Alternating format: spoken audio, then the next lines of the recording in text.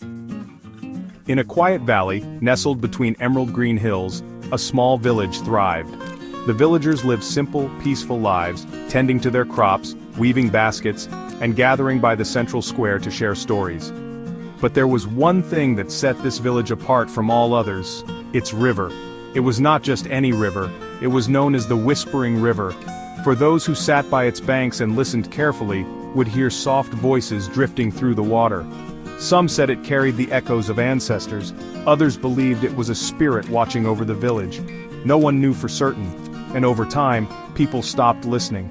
But the river kept whispering, waiting for someone to hear its tales once more. But Elara, a curious 12-year-old girl, had always been drawn to the whispers. She had grown up hearing stories from the elders about the river's magic, yet no one could explain why or how it spoke. One evening, as the sun melted into the horizon, casting a golden glow over the water, Elara decided to find out for herself. She slipped away from her home, her bare feet brushing against the cool grass, and made her way to the riverbank. The air was still, save for the rustling of leaves and the gentle trickle of water over smooth stones. She sat on a large, flat rock, letting the cool breeze kiss her skin. And then, she listened. At first, all she heard was the natural sound of flowing water. But as she closed her eyes and focused, something changed. A soft voice, no louder than a sigh, rose from the current. "Listen closely, child." Elara's breath caught in her throat. Had she imagined it? "You have come to hear my stories," the voice continued. Her heart pounded. The river was speaking to her. Who are you?" she asked hesitantly.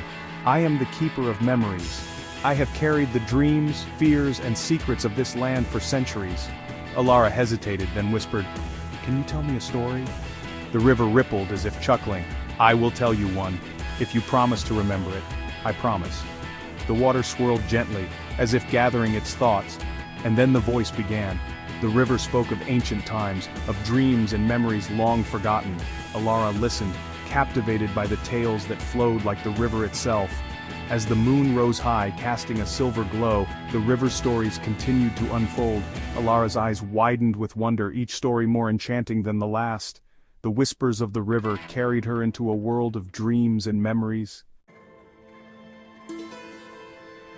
Long ago, before this village was built, there was a young boy named Kale.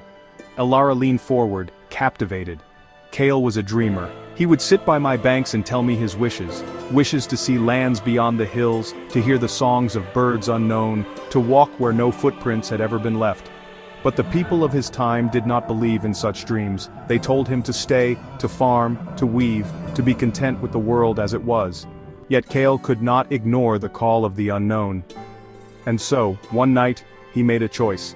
He followed the moonlight through the forest, past the hills, and into the unknown. He left behind his home, his family, and even his fears. He walked for days, guided only by the stars. He met travelers who spoke in languages he had never heard, saw trees taller than any in his village, and crossed bridges that led to lands untouched by time. But one evening, as he sat by a river much like this one, he realized something. He missed home. Not just the village, but the voices of his people, the scent of the morning bread, the laughter of children playing by the fields. He had spent so long chasing the unknown that he had forgotten the magic in what he already had. So he turned back. He followed the rivers, the hills, the trails, until at last, he returned. But something had changed. He had left as a dreamer. He returned as a storyteller. From that day on, Kale shared the wonders he had seen. He painted pictures with his words, carrying his people to distant lands without them ever having to leave. And in doing so, he made the village richer than it had ever been. For sometimes the greatest adventure is not in leaving, but in learning to see the beauty of where you are. And so, Kale's story became a part of the river's song, a tale of dreams and memories that flowed through the village, reminding everyone of the magic in their own lives. The river whispered Kale's story to all who would listen, a gentle reminder that sometimes, the most extraordinary journeys are the ones that bring us back home. Elara sat in silence, letting the story sink in. The river's voice grew softer, blending once more with the water's natural song. "Did Kale really exist?" she asked. "Perhaps," the river whispered. "Or perhaps he still lives in those who dream," Elara smiled. "I will remember." "Good," the river murmured. Then my story will live on. The moon had risen high in the sky, casting silver ripples across the water. Slowly Elara stood, her heart full, her mind spinning with possibilities. She had come seeking a story, and she had found something even greater, a promise, a connection, and a reason to listen. From that night on, she never passed the river without stopping to hear its whispers. And soon, others did too. The village remembered, and the river's stories lived on, carried by those who chose to listen. The whispers of the river became the heartbeat of the village, a timeless melody,